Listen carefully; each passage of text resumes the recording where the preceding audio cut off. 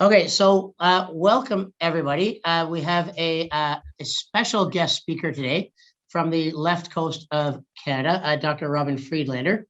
Um, and Robin has done a lot of work in developmental disabilities over the years, and is going to be talking today about self-injurious behavior in particular. So Dr. Friedlander is a clinical professor and founder and director of the Developmental Disabilities Program in the Department of Psychiatry at the University of British Columbia. He was the past head of the Neuropsychiatry Clinic and is currently the head of the Self-Injurious Behavior Clinic at BC Children's Hospital. Dr. Friedlander completed medical school at the University of Cape Town and did his psychiatry residency at the University of Witwatersrand in Johannesburg, and then moved to British Columbia in 1993. He's published widely on developmental disabilities on a wide range of topics in a number of journals, and has done, I don't want to say a countless number of presentations, both nationally and internationally, but is a very large number. It's also, his work has been recognized with an award for outstanding service from the National Association for the Dually Diagnosed and a certificate of special recognition from the Canadian Academy of Child and Adolescent Psychiatry. And Robin's talk today is, I don't want to say especially important, but certainly very relevant given the difficulty that people with significant self-injurious behavior present. And we're looking forward, Robin, to your talk. Also, Jude Anderson-Klutz today is doing interpretation for anybody with a hearing impairment who uses sign language. And so, up to you, Robin. Thank you. Just got to find myself. Hang on. Okay. Got to share my screen.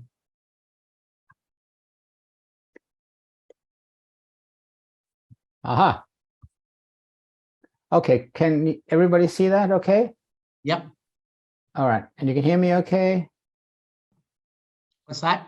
Yes. You can hear me? Just kidding. Yes, we can hear you fine. All right, okay. All right, so the talk today is on self-injurious behavior in kiddos with autism and more severe intellectual disability. It's something that I guess anybody who works in the field, in this field, is going to see kids with autism who really bash themselves, and it's really I think a significant public health problem that flies under the radar, and that really shouldn't, because it's very distressing for the families, the kids, and us who have to try and help. Oh, what happened there? No idea. Ah, that's better. All right. So my talk is good. I've got 40 minutes, so I'll try and, in that brief time, cover self-injurious behavior, what we know about it in autism and ID, give you a brief case history, tell you about our clinic for self-injury that we established, tell you our approach to assessing self-injury, our approach to management, and just try and talk about some innovative treatments. Hang on. All right. So if you look, just as to start, I just wanted to point out that, self-injurious behavior, sorry, one second. That's better. Self-injurious behavior is not necessarily only in kids with autism. About 20% of healthy young children headbang, typically in the latter half of the first year of life, and they generally spontaneously resolve and become typical kids. And it's probably a rhythmic activity which releases tension, and there's probably an overlap with what we see in the autistic kids. Now, I'm showing you this picture of one of the first kids I saw, and who probably first maybe realized that we have no idea what we're doing with these kids. Well, I didn't have any idea what to do with this kid, I should say. Luckily, there were a few people who did. And it really, this is kind of just caused by, boxing myself in his face. But I also want to show you, this is him as a young man. I'm going to come back to this slide later, but I'm showing this to show you that, you can make a difference. But this did require quite a lot of work. Now, if we look at self-injury in the developmental population, most of the research has been on moderate to profound intellectual disability, what they call in the UK severe ID. And probably the leading researcher is Chris Oliver, who's, I think, recently retired, but a marvelous person. So him and his colleagues looked into how common was SIB and severe intellectual disability. These are in kids mainly. And they said it was 15 to 20%. It was the greater your degree of intellectual disability, the more likely. And there were some specific genetic syndromes that were associated, such as Smith-Magenis syndrome, for example, tends to be chronic and resistant to intervention. And 84% persistence over 20 years, that's a lot. And of course, the effect on the family, the human and the economic cost is enormous. We don't really know what it costs because the treatment and the support are from different parts of the government. And I don't think they really actually added up. There's a lack of appropriate clinical intervention. And in the UK anyway, of children with severe SIB, nearly half hadn't seen their family doctor in the last 3 months. And I'm sure that's the same over here in BC anyway. Now, if you look at children with autism, this is a more recent area of research because autism has exploded in numbers, and it's suddenly become a huge area of interest with funding attached, which is why now there's so much research on autism.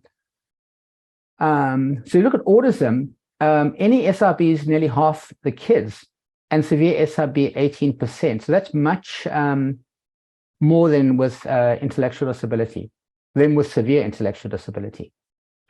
And interesting enough, half the kids, it starts before the age of 3, pretty young.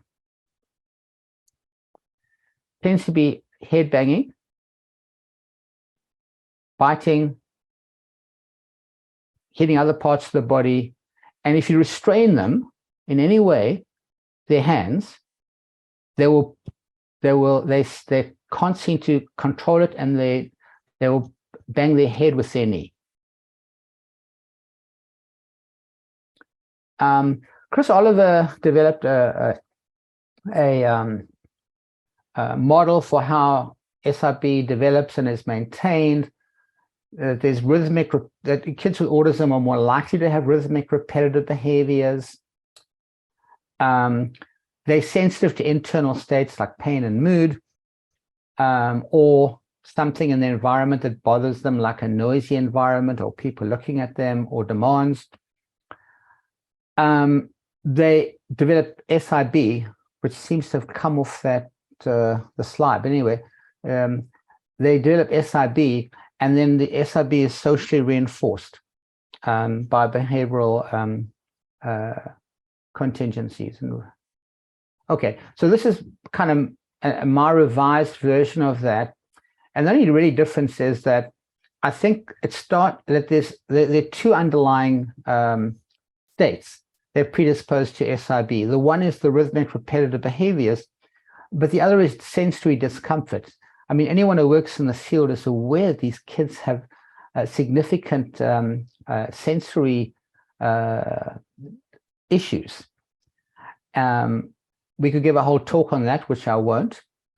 But I think those are the 2 fundamental states or traits that predispose to SIB. So let's say someone like this has, they rub their head because they like it, and then they have headache and they hit themselves in the head, and someone says, don't do that, and it becomes behaviorally reinforced. So social reinforcement maintains the SIB initially, although it can become habitual with time. But once it's established, it becomes the go-to behavior for these children when they're distressed or frustrated about anything. And if you look at the autistic kids, they have a similar rate of SIB as adults. I'm just going to tell you about a case. Funny enough, the mother just emailed me literally this morning. So this is a kid with, diagnosed with autism at the age of 3. He had autistic features. He wasn't speaking. He received fairly intensive early intervention.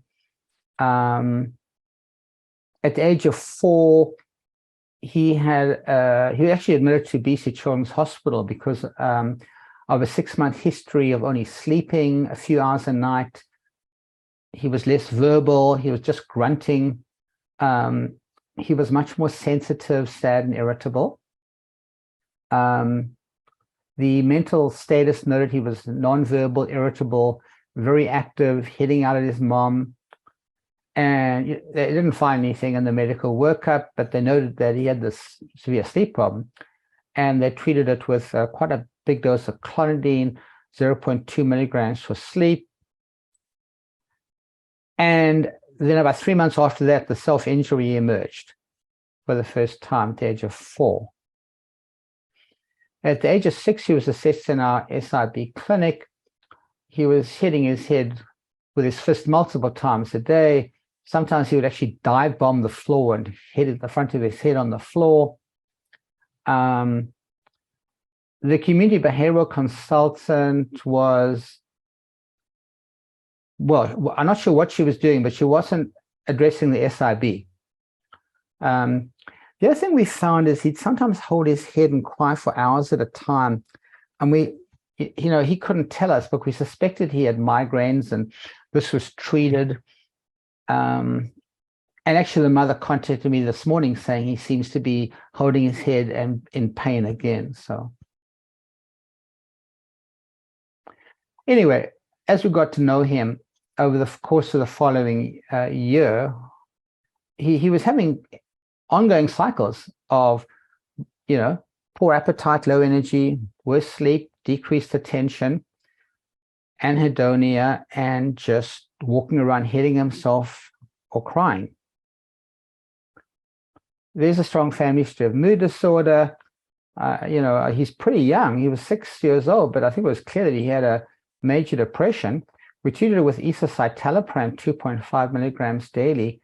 And, he just got much better. Started dancing again, and the head banging to hard surfaces stopped completely, although he would still hit his head on the pillow maybe twice a week if he was frustrated. Just to let you know, these cases are never that straightforward. And he's now about 8. And he's had 2 relapses and I had to increase his escitalopram again, and he's now on 7.5 milligrams daily, and was doing well until this morning when I just got this email. So we'll see what happens. But I'll tell you this case because it was such a remarkable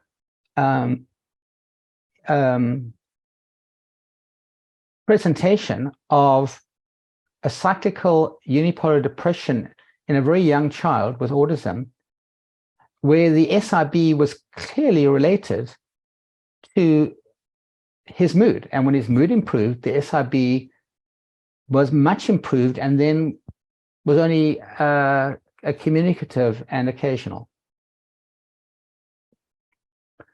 So we started a clinic in 2017 at BC Children's Hospital. Our core team is a psychiatrist, a pediatrician, a behavioral analyst, and a nurse clinician. We do have consultation from different specialities. We're just an assessment clinic, so any treatment is through our clinical practice. We only see 18 kids a year. They're pretty time and cost intensive assessments. And about a quarter of the kids come from the so-called infant clinic, which treats and assists children under the age of 6 at our hospital. And we just published, this in August last year, a study where we looked at the first 30 cases we had assessed in the clinic. So I got a medical student who was fantastic to do a retrospective chart review of the first 30 children we saw. They all had autism.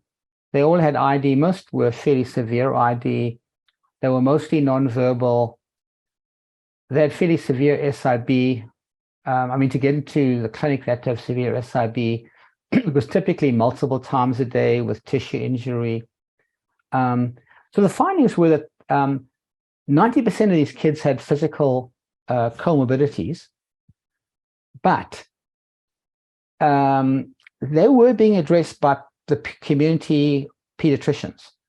I think in these cases, you always wonder about underlying pain, but there was nothing treatable that hadn't been picked up that was contributing to the self-injury anyway. What I think was interesting is that nearly 100% of these kids had a psychiatric comorbidity, and this has not really been reported before. In the past, people have talked about ADHD, but that's been, and it hasn't been called ADHD. It's been called kind of hyperactive impulsive behavior, but the implication is ADHD. And that was about it.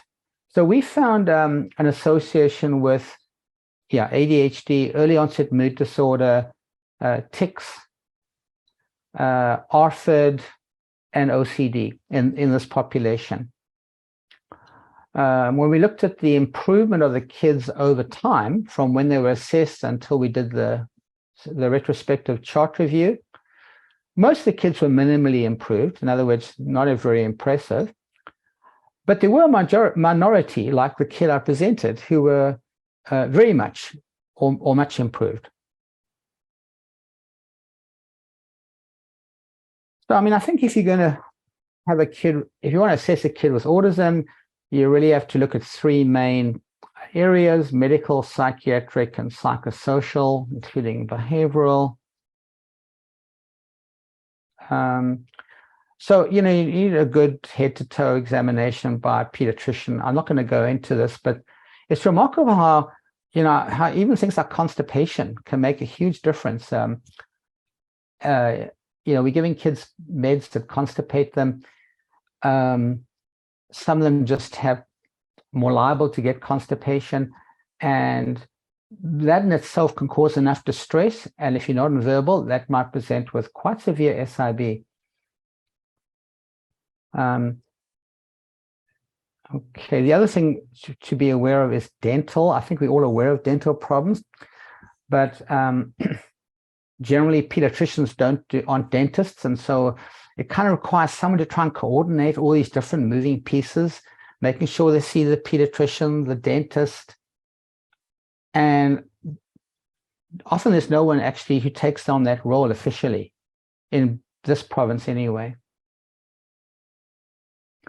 So in terms of comorbid mental health conditions in autism, approximately, this is approximate. So sleep problems, by the way, so you could classify sleep problems as medical or psychiatric, but wherever you classify them, it's about 65% of children with autism, ADHD in 50%, anxiety 50%, depression 20%, tics 20%, bipolar 14%, OCD 12%, catatonia 10%. These are remarkable prevalence figures. In some way, sometimes 2, 3, 4 times the rate seen in the general population. These are complex kids. And I could probably give you a talk on psychiatric comorbidity, which I won't, but I'll just say one thing. Sorry, 1 second. Yeah. I'll just say one thing, and that a lot of what I do as a psychiatrist is to treat the comorbidities. And if you've got sort of mild to moderate SIB, that often is in itself enough. When I showed you the outcomes from our SIB clinic, those were the most severe kids. Those kids had already been seen in our neuropsychiatry outpatient clinic and had not improved, and then were triaged for the SIB clinic. But the kids who treated in our neuropsychiatry clinic, we treat the comorbidities, and generally they improve a lot and don't need to be triaged for the specialized clinic. So we treat sleep fairly aggressively with drugs like clonidine. We treat ADHD aggressively with drugs like clonidine. You can see my favorite drug. We treat anxiety with SRIs, depression with SRIs.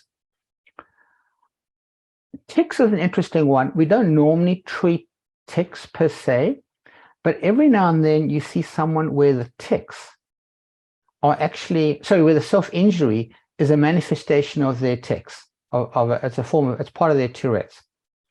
And treating it can be quite effective, either with clonidine or risperidone. Bipolar tends to present later on in adolescence, as you know. And I've had a couple of cases of adolescents who present for the first time with severe SIB. I mean, they might have had it occasionally, but it really becomes habitual and severe in adolescence. And at that time, you really have to have a very high index of suspicion that there could be an underlying bipolar mood disorder. OCD is remarkably more common in kids with autism. And we don't have time to talk about how to differentiate autism and OCD, but in general, the OCD is new. It's not like an extension of the excessive need for sameness and rituals that are present in autistic kids from early on. This is something that presents de novo, usually around about 8 years old. And then catatonia. And you're probably aware of that Lee Wagtail, who's a psychiatrist at Kennedy Krieger in Baltimore, has written a few papers on catatonia that sometimes self-injurious behavior is part of a catatonic syndrome. And she's treated it with benzodiazepines or ECT. One of our cases in that first 30 that I presented, the first 30 kids, did have a very severe catatonic condition associated with his SIB. He was spitting out his meds, he wouldn't eat or drink, and he got ECT, and he got better. Unfortunately, that's just the way it is, he needed maintenance ECT, and we've been spacing it out. This is like maybe 4 or 5 years later, and he still needs to get ECT about every 6 weeks.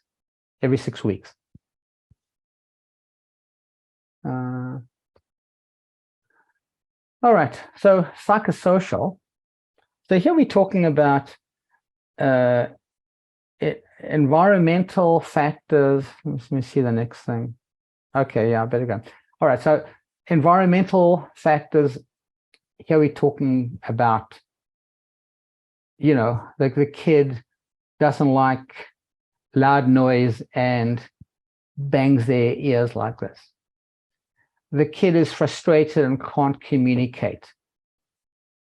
They need to learn a augmented communication strategy. We find that most of these kids, they haven't yet learned that they can actually get their needs met by learning a good communication strategy.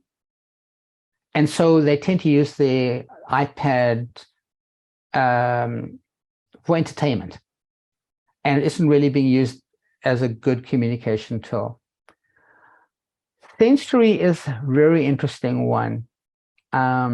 We know that these kids have all sorts of sensitivities to tags, to touch, to sound, to light. And it may be that there is an alteration in the sensory nervous system. I suspect that self-injurious behavior may be somewhat related to body-focused repetitive behaviors like skin picking.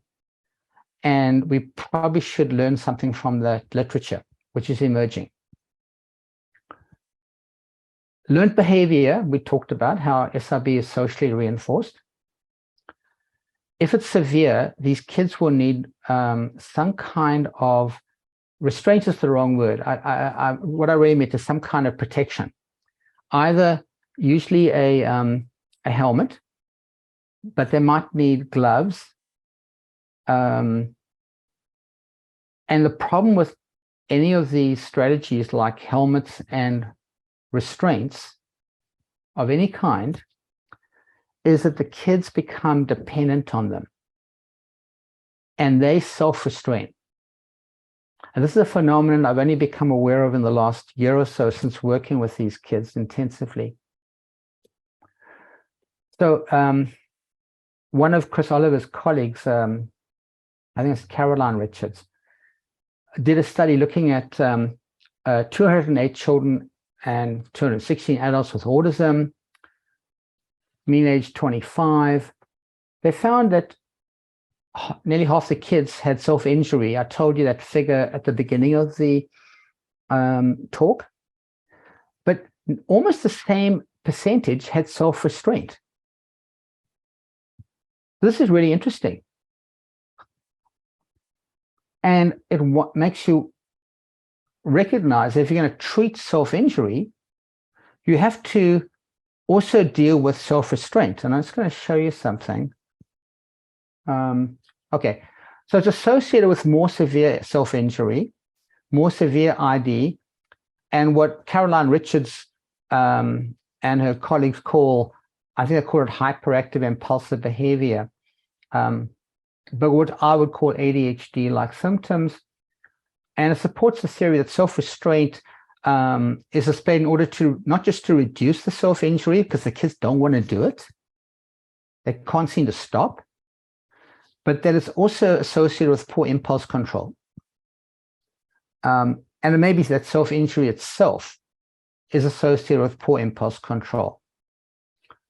But anyway, treatments to take self-restraint into account. So here's the young man that I mentioned earlier. So I can tell you when he was young, he had a helmet and he had all sorts of restraints to stop him hurting himself. And it's not you can't just take the helmet away. These kids become dependent on the helmet.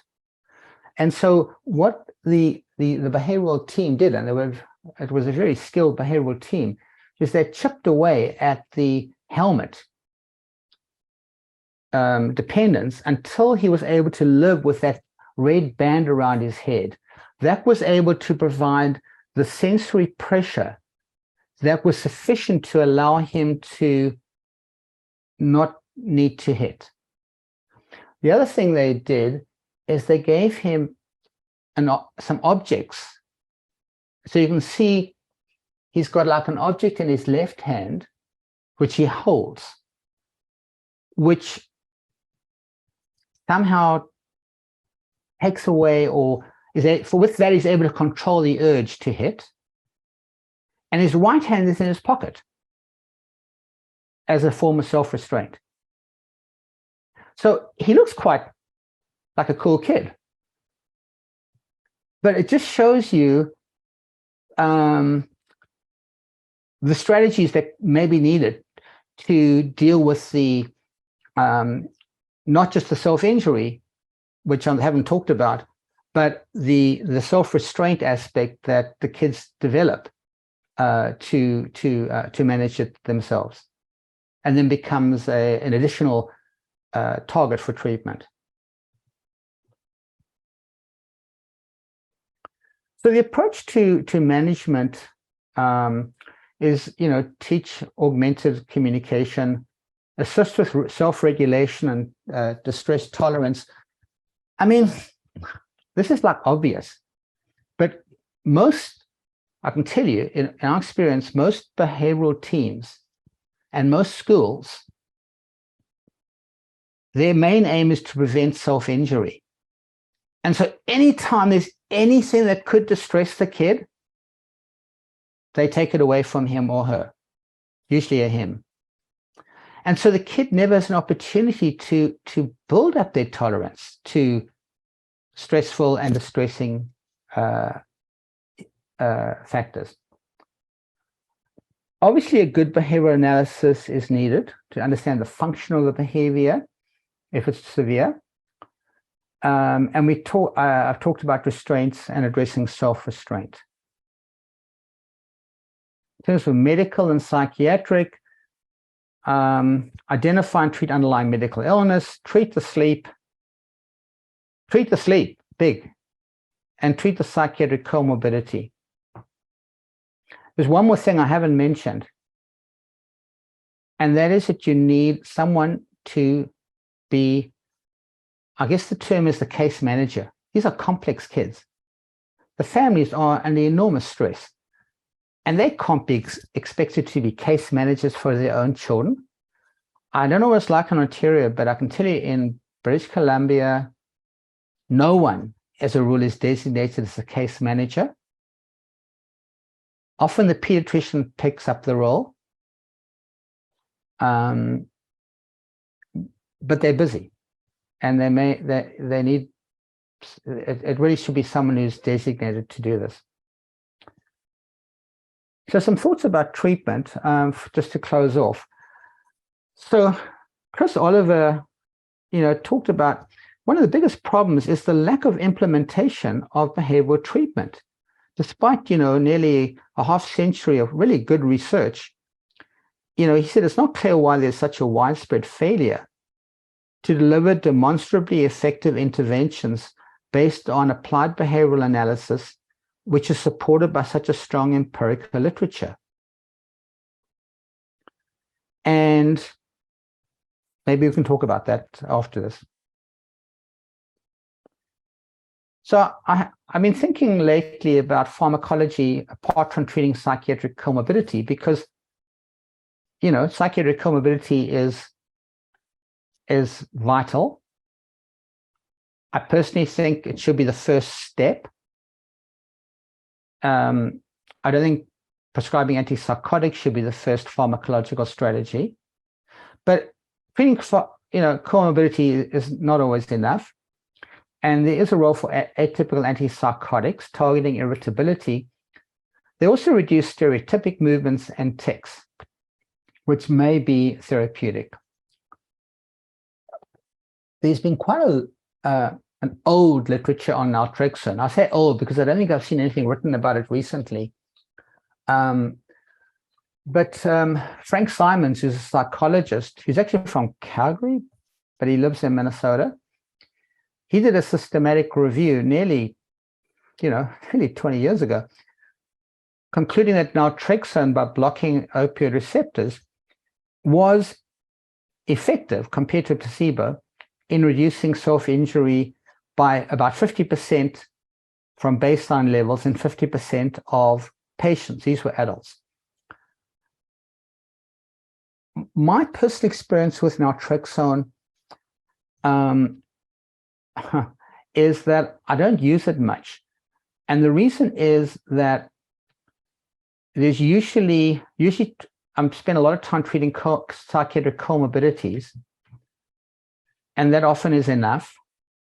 When I have used naltrexone, either it's not been tolerated, it might be my fault. I think I might have been starting on too high a dose. Or the parents, when they heard it can make the kid feel more pain, they said, oh, no, we don't want to do that. Or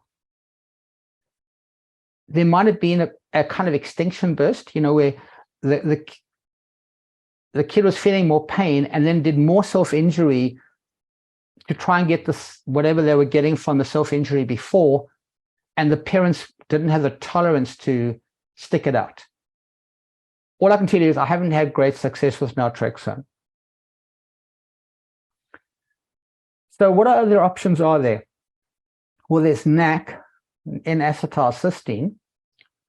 And as I was talking about it earlier, that maybe these kids are experiencing a sensory discomfort, which could be similar to that experienced in children with body-focused repetitive disorders like excoriation.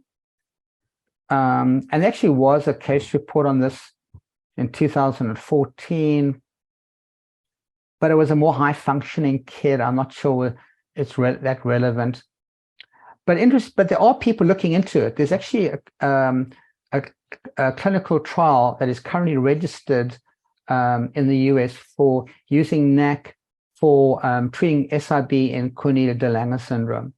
So I think NAC is an interesting drug. It's an over-the-counter preparation, but it's got all sorts of pharmacological properties that are quite interesting.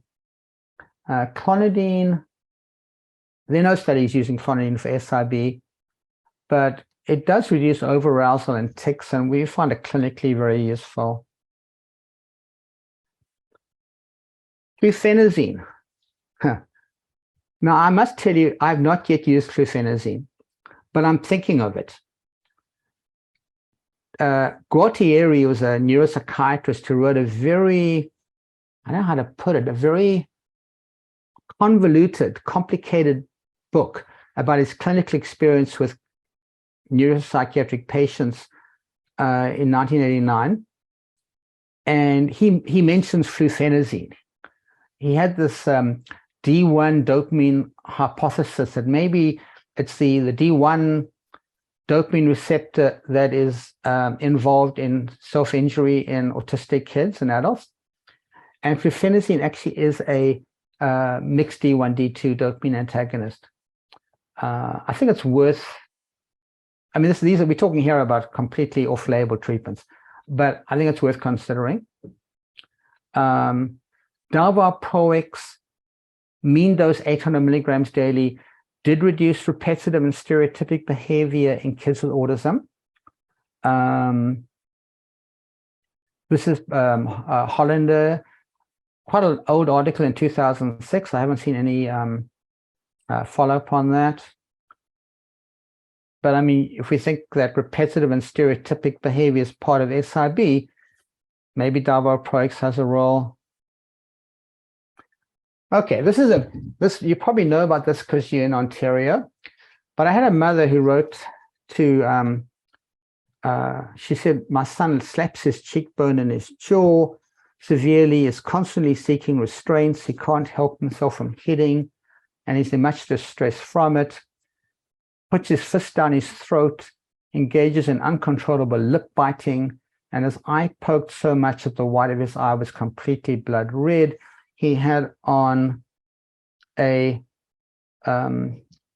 full helmet, including a facial guard and a scarf.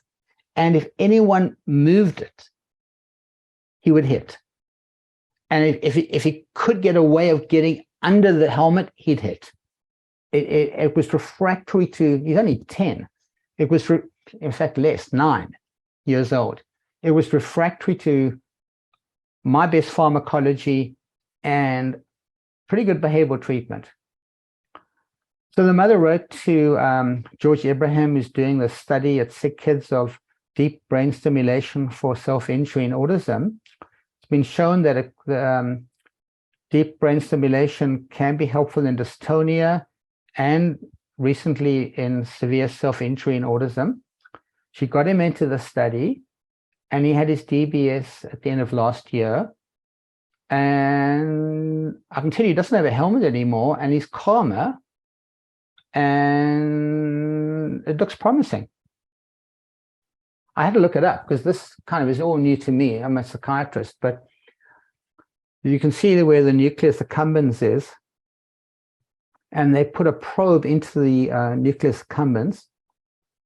They attach it to a device which you wear on your, I assume it's under your chest wall, and then it stimulates the nucleus accumbens. All right, take-home points. 1, psychiatric comorbidity is very common in severe SIB. I think it's very common in autism in general, but sometimes people see the SIB and forget to think about psychiatric comorbidity. Successful outcomes are possible, but they require skilled multidisciplinary treatment. I found that treating psychiatric comorbidity may give the best bang for your bucks at the risk of polypharmacy. And that we need to be looking at innovative treatments, which I was trying to talk about at the end. And I believe that is it. Yeah.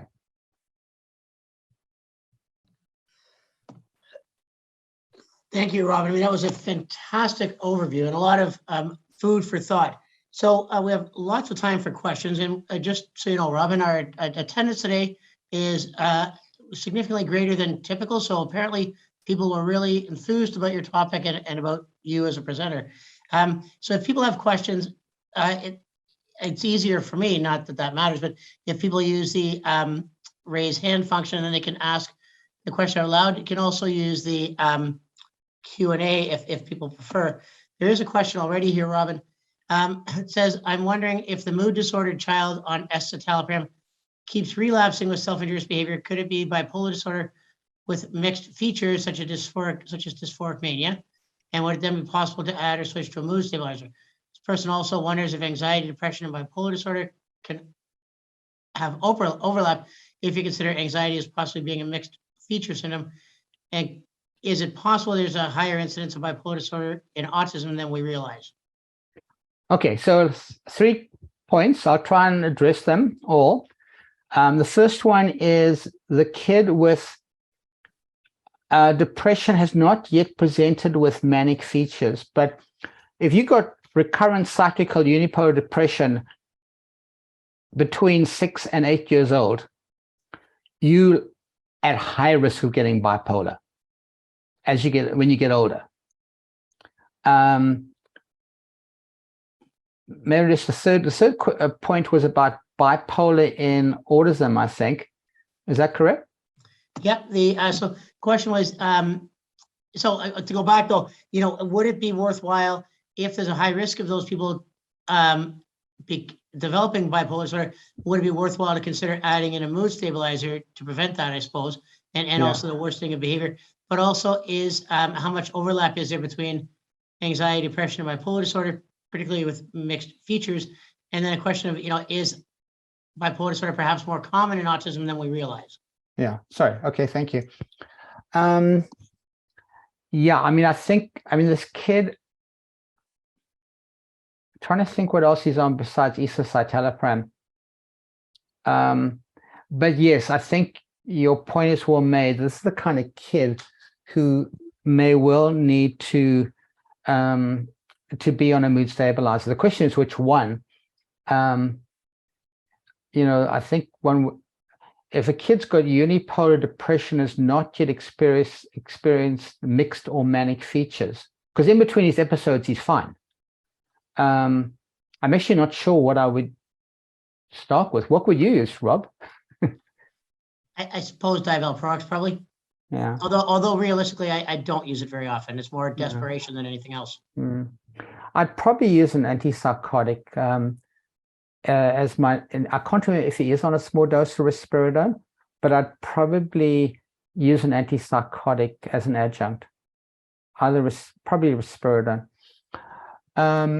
with regard to anxiety, depression, and bipolar and the overlap, I mean, I think what we all know as child psychiatrists is we're often seeing kids in the prodrome of some psychiatric disorder that when they're seen by our adult psychiatric colleagues, our adult psychiatric colleagues say, well, yeah, of course they're bipolar. How could you not see that coming?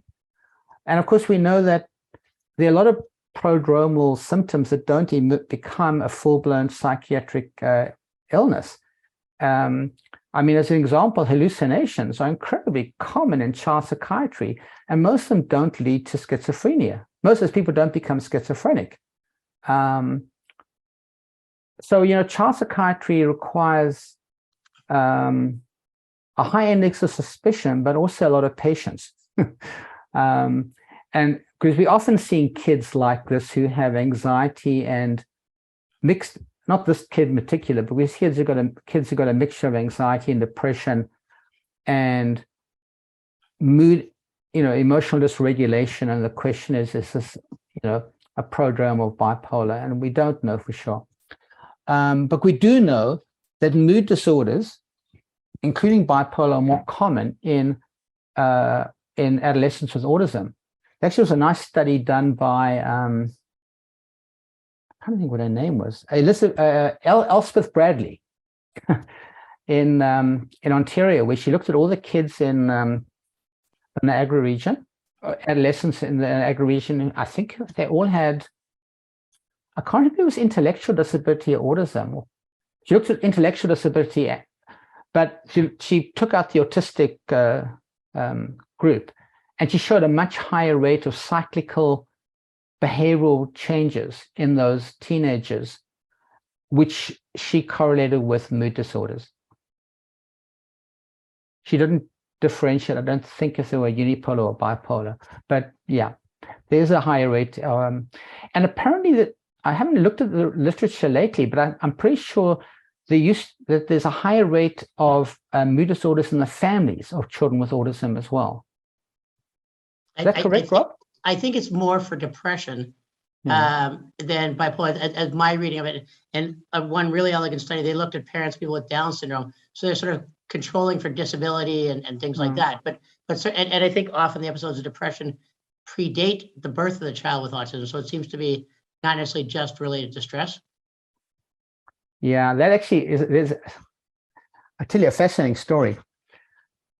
Eli Lilly, who make fluoxetine, was sued. There's a class action study against them because mothers of children who had autistic kids said that the fluoxetine had caused the autism. And Eli Lilly, in their defense, actually, I have no idea how this turned out, but Eli Lilly, in their defense, said that the mothers had pre-existing mood disorders, and that's why they got fluoxetine. And there was an association with mood disorders, underlying mood disorders, and developing an autistic child, independent of whether you were on fluoxetine or not. Well, and I think that there's lots of questions about SSRIs and autism, and I think the people at Mother Risk and Sick Kids in Toronto have done a really in-depth review, which suggests it's not really clear if there is any relationship at all. Because it could also be that having a history of depression may be what predisposes people to have children with autism also, or that by itself may be a risk factor. I think, Robin, your point is well taken, though. I think the other problem we have in child psychiatry is we don't have a lifetime of history or 30 years of history to be able to say, yes, this clearly is bipolar disorder. And the other thing is, particularly in this population, is first of all, patients we see aren't going to have the communication skills to describe their internal world, but also often aren't going to have the opportunity, to be engaging in risky behaviors because they may be observed more closely or have less independence and things. So I think it is much harder. So Ben Goldberg has a question or comment, and Dr. Goldberg, if you want to just unmute yourself, that'd be great. Okay, can you hear me okay? Yep. Okay. First of all, congratulations, Dr. Friedlander, on dealing with a very complex subject. I speak to you as former chairman of the Extraordinary Measures of Ontario. I was part of a group that would approve thoracic stimulation, contingent shock on children with severe self-injurious behavior. There were sort of two approaches in my day. One was contingent shock, and the other was intensive behavioral intervention. And Dieter Blindert, who was a psychologist with us, represented that intensive behavior intervention, which required essentially 24-hour positive reinforcement of non-self-injurious behavior. And this was, of course, very expensive, but both of them were effective. And I know that the contingent shock group stayed on contingent shock. I think the very last one would have been about 10 years ago. I think there was about 16 very self-injurious behavior youngsters that nothing else worked. But one comment that I'd like to follow up on Dr. Friedlander's comment about the association of tics and obsessive compulsive behavior and self-injurious behavior, and the fact that Toronto's sick children is exploring this, because there does seem to be a neuroanatomical basis for repetitive behavior.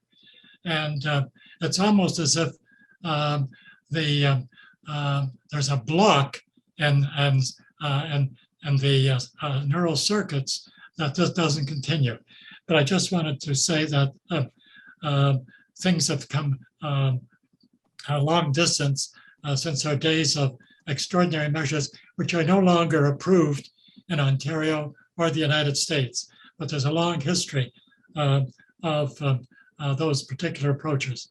But I would still like to recommend the contingent 24-hour positive reinforcement, which is very expensive, but it can work. Right. Thank you. Thank you, Ben.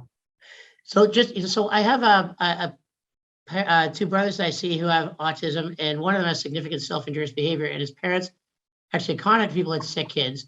And so first of all, I think the initial report that was in the Globe and Mail in the summer last year was about a child with Pitt-Hopkins syndrome. So I don't know if the results apply more broadly than that, but what the one boy that I see who's going to be involved in that, I mean, it's a pretty intensive workup. So they've done a couple of MRI scans, which makes sense. I guess you're going to be putting leads or electrodes in somebody's brain, but it's been sort of fairly lengthy as well.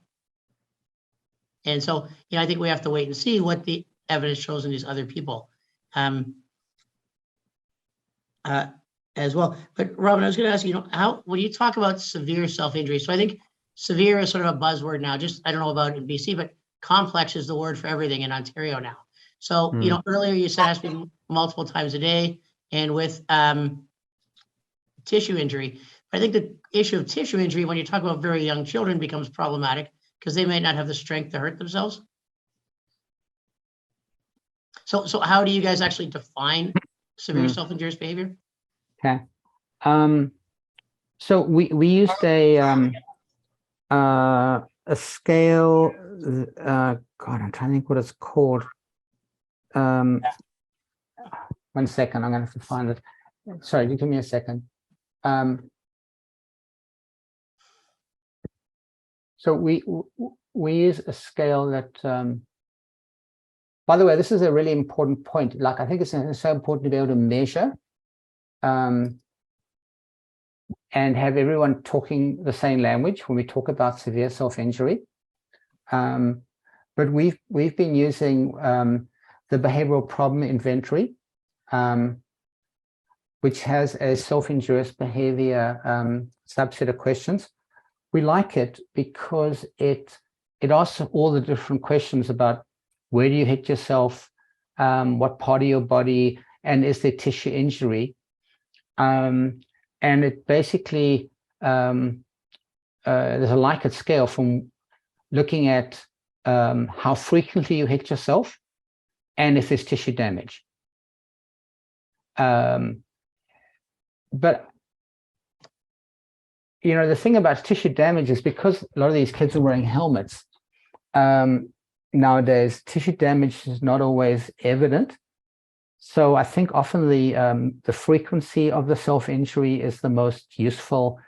One problem I have with the BPI is I think 4 is the most severe,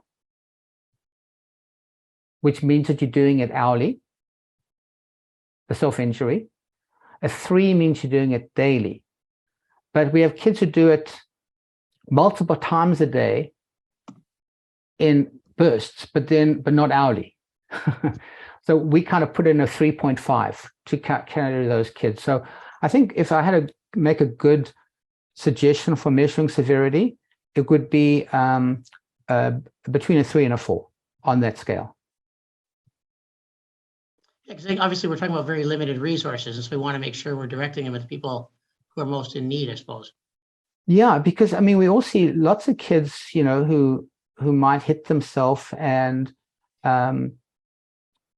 they're upset because something's bothering them. They don't have the words and they go whack, and it happens maybe twice a week.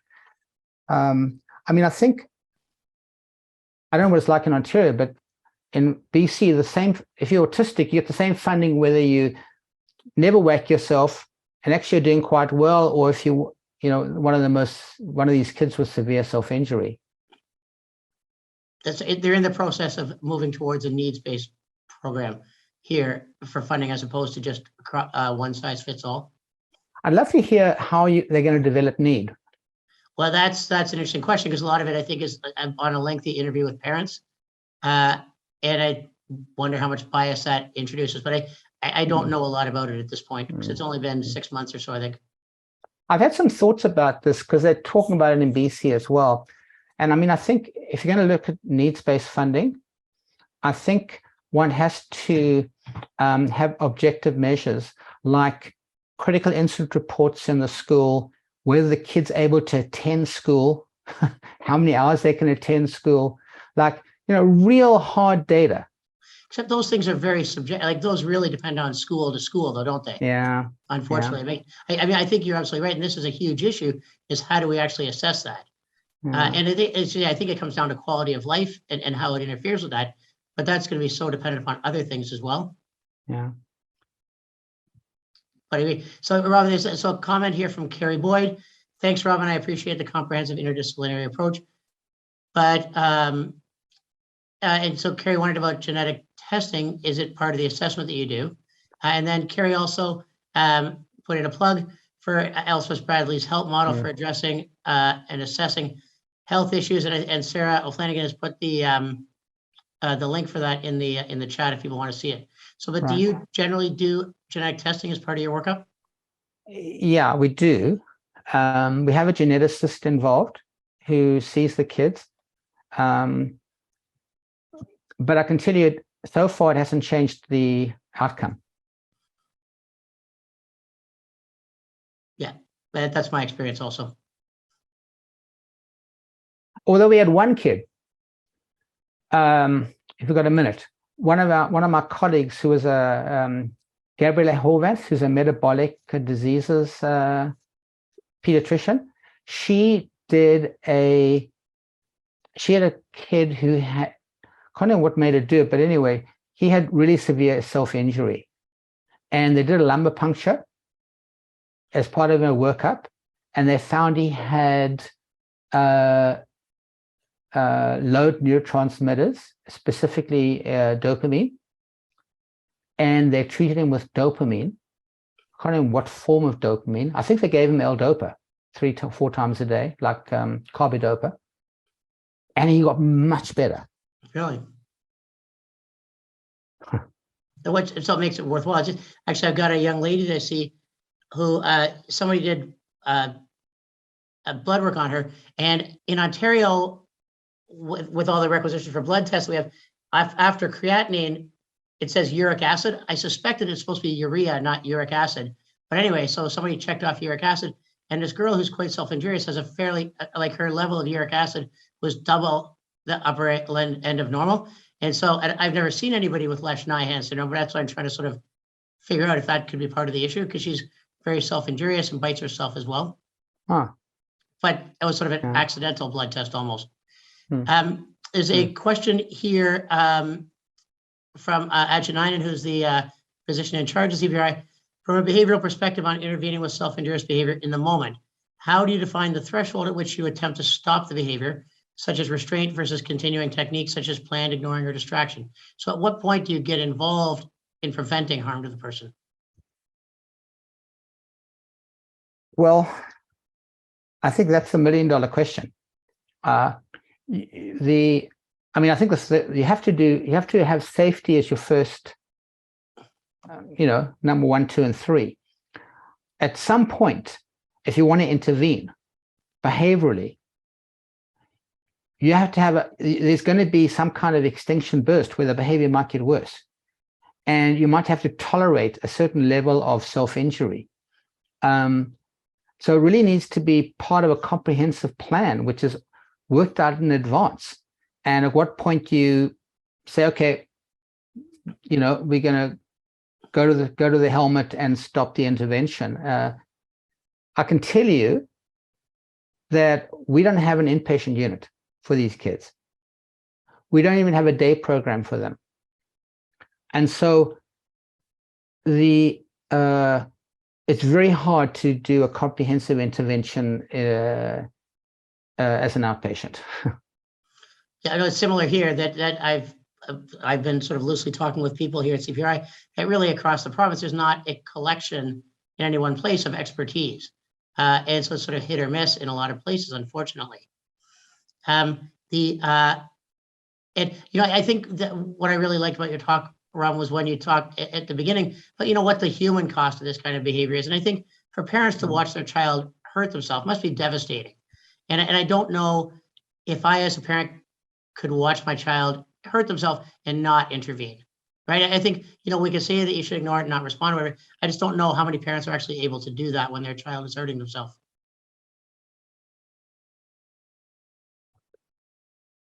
I think it's, I can't think of anything worse than having to watch your kid hurt themselves. And I think, I think there is a role. I think as a parents understand that if you're going to intervene, you may make things worse temporarily, as long as it's done in a so-called dose fashion, a step dose fashion, where they can tolerate a little bit more self-injury and the kid learns more ability to tolerate the stress of whatever's bothering them. I think the family will buy into that usually. Well, especially perhaps if they see that intervening doesn't change the behavior in the long run. It's like, by stopping the child, that's not going to reduce it in the long run.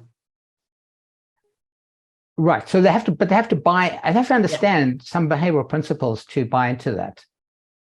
And unfortunately, I don't even see in Ontario, a lot of families have had really bad experiences with behavioral therapy. Especially in early intervention, it's kind of given, I think, in a fairly, sometimes given in a fairly, what's the word? A very kind of rigid way. And the parents have not had, so they see behavioral treatment as like a bad thing. We sometimes got to persuade them why it's a good thing and why it can help. Well, I think there's been some stuff about, the abuses with ABA and stuff like that, and some criticism maybe, but certainly there are several BCBAs in the audience. So Adrian, if you or Patty or Monique would like to comment upon what Robin said, please feel free. In the meantime, so there's a question from Joanne Morrison. If a young person continues to have self-injurious behavior after being treated for possible underlying psychiatric and medical conditions, what is the next step? Do you recommend behavioral treatment? So say it again.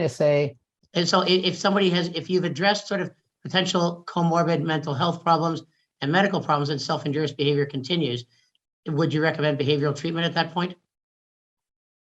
Well, I don't think it's either or. I think you need behavioral treatment. I think it depends what you mean by behavioral treatment. I personally think that there should be some behavioral treatment right from the beginning. But it should be like fairly, like, first principles. Teach the kid augmented communication.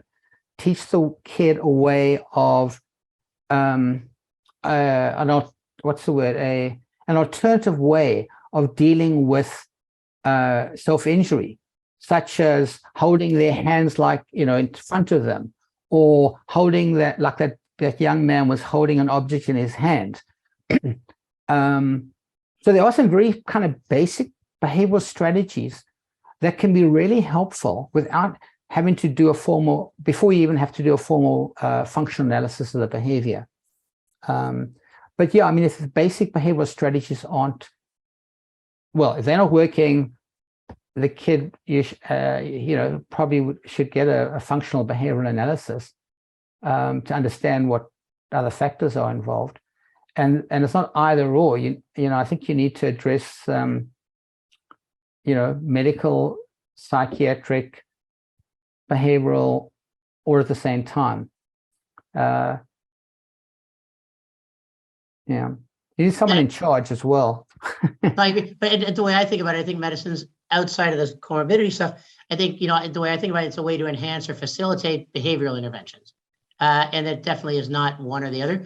And the good Dr. Perry has also commented that, there needs to be behavioral intervention all the way through, along with medical and psychiatric care. It's not either or. I think, like so many other things in psychiatry, is probably a combination of both is probably more effective than either by themselves. Mm-hmm. Yeah, I agree. Yeah. But I mean, these kids are complicated. I don't know what it's like in Ontario, but I can tell you that here in British Columbia, it's really hard to find really good behavioral consultants. I should stop sharing. To find good behavioral consultants who know about self-injury and have the skill set to address it. Actually, the schools are sometimes best funded to do that. And we have a particular school district in the greater Vancouver area who's taken on wanting to treat these complex kids behaviorally in the school system, which I think is a good thing, because they got the whole day, every day, to try and address these behaviors. Yeah, absolutely. I think, but it is, so in Ontario, the government, if I can be seen as speak for them, have sort of gotten away from people going to centers to get therapy, and families now get money where they can purchase. So there's been a whole cottage industry now of sort of private behavior analysts. And I think that, self-injurious behavior requires a unique skill set, I think. Yeah, I think it's a terrible idea. We have the same thing here. I know it's a terrible idea to have private options, but most of the private behavioral team are private behavioral people. They go for the low-lying fruit, which is the easy cases. You really do need a center if you want to treat the most complex cases. And multidisciplinary care. Yeah, exactly. You need basically a center of excellence. And I'm not sure why it works in medicine and other things like oncology. And I don't know why somehow it isn't happening in this field. Well, so I'm sure Dr. Ninan will be listening intently to what you're saying right now. The other thing, Rob, what you were saying earlier about how despite the fact there's evidence that behavioral intervention can help, that it's not done appropriately and not done enough. That Peter Jensen had an editorial in the American Academy Journal a few years ago. We talked about the same thing. Well, we have lots of research studies showing that behavioral interventions or psychosocial interventions work for anxiety, for depression and things, and yet they don't tend to be very widely available. So somehow, even though we talk a lot about knowledge translation, it doesn't really happen in the way that we would like it to.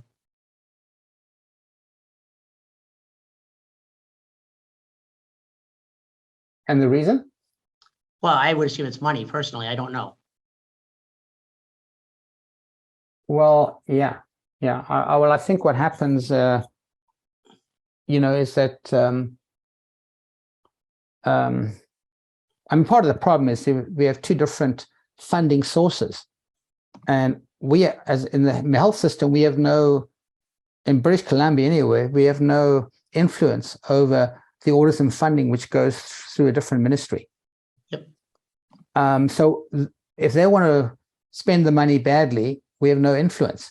But when the patients are really serious, they end up in the hospital system because they come through the emergency room and they've bashed their eyes enough, or the parents are worried about concussion because they're hitting their head so much, and they end up being diverted to eventually to psychiatry, and we treat them. But psychiatrists, certainly at our hospital, we don't have I mean, we created this multidisciplinary team, but it's not really something that's generally available or funded. Yeah, I think generally a children's hospital here in London certainly wouldn't have the resources to manage that kind of behavior problem. And I can just say, Robbie, my experience with naltrexone is similar to yours. That I hadn't read that review by Frank Simons, but because I was just looking up, because my understanding was that there's lots of open label studies that show naltrexone helps, and almost no placebo-controlled studies that show that. And I was just looking up I think the Cochrane reviews tend to be very, very conservative, but they basically say there's no evidence that anything helps with self-injurious behavior. Oh, interesting. But probably because there's not a lot of good studies of it, right? I mean, in terms of sort of randomized, double-blind, placebo-controlled trials. And I think that's part of the issue. There's just not a good research base. And that's why it'd be nice to have some kind of network, sort of like what they've done with cancer care or with the Autism Treatment Network, where you could get people from a wide range of places putting their data together to look at, what really works and what doesn't. Mm. Are there other questions or comments for Dr. Friedlander?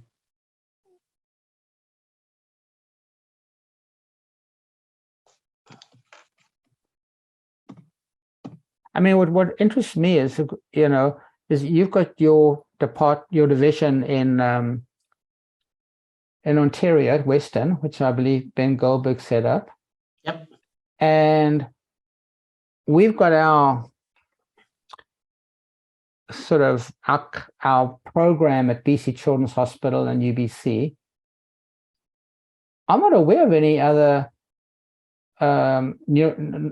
psychiatry departments that have a focus on neurodevelopmental disorders. So Queen's does a bit, and U of T, although at U of T it's more research stuff.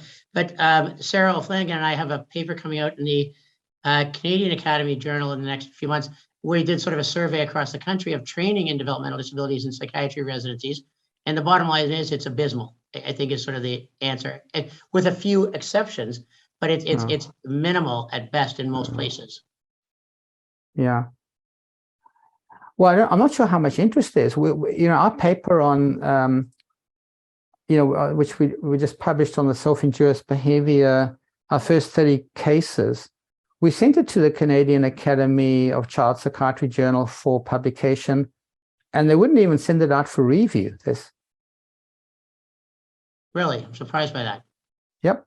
I guess I don't know. They said no. I actually never got a reason. They just said it just didn't seem suitable.